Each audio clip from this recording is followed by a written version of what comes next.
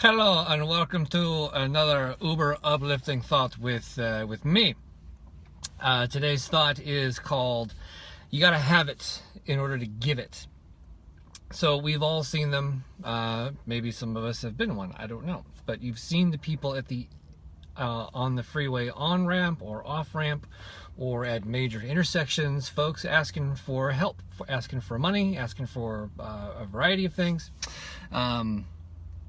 They need, usually it's money. Now, I don't carry cash with me, almost never. I don't, you gotta have some cash before you give some cash, which is kind of the point of this little thought today. You have to have it in order to give it. Even if I wanted to give some folks something like that, some cash, I would need to be carrying cash with me, which there's an interesting, never mind, side note, a book called you were born for this, about a guy. One of the things he does is he actually carries cash on purpose for the moments when God prompts him to give it to somebody in need, as sort of a miracle moment, which is really cool. However, not today's point of that book. Great book, go buy it and then read it and then do it.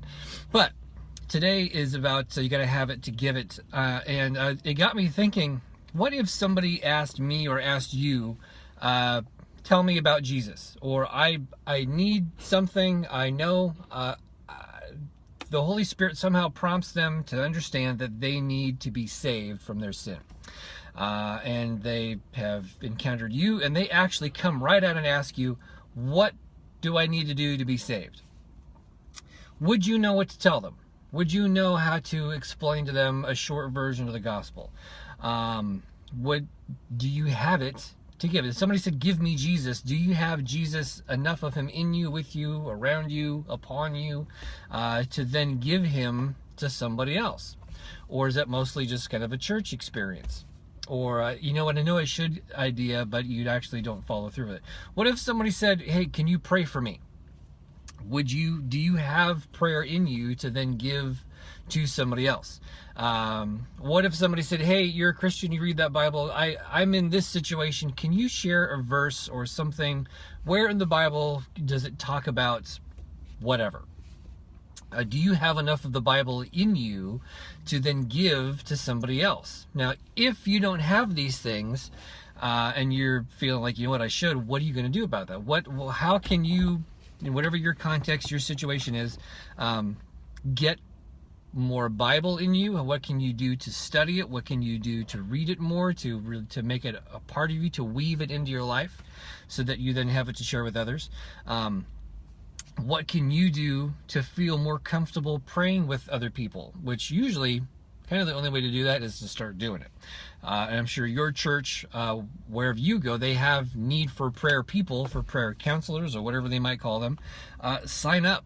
Start doing that. Take the class or whatever they offer, and get in the habit of doing that. So, because you never know, maybe at Costco or the store or Uber driving, somebody might say, "Can you pray for me? Pray with me." If somebody were to ask you, "Give me Jesus," do you know your own, whether it's your own testimony, tell me your story kind of a thing, or do you know a short version of the gospel that you could, in a few minutes, explain to them why they need Jesus? It's grace, it's not works, all of that stuff. So yeah, there you go. There's today's challenge, today's Uber uplifting thought. You have to have it before you can give it. Do you have these things in you so that when the time arises, you can then give it? Because here's the other part of this thought. Some people are like, how come God doesn't use me? I want to be used and God doesn't use me. And they kind of gripe and whine about it.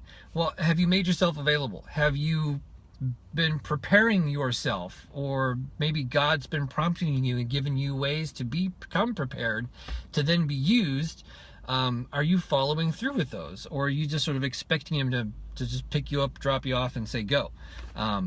There's preparation involved. The disciples spent 3 years with Jesus to become prepared to then go and do what they went and were used to do. I'm not saying it's going to take 3 years. I'm saying there was a process of preparation. So, how are you being prepared to then give what you have after all that? there you go. Love some comments, love some feedback in the post. And these are being posted on YouTube as well. So look for Corby Stevens on YouTube, and these will be put on their own playlist. And these will be mentioned in various emails. So go to corbystevens.com and look for the subscribe box in the upper right to sign up for the email newsletter, and you'll get all this kind of fun stuff. Thank you guys for watching, and see you next time. Bye-bye.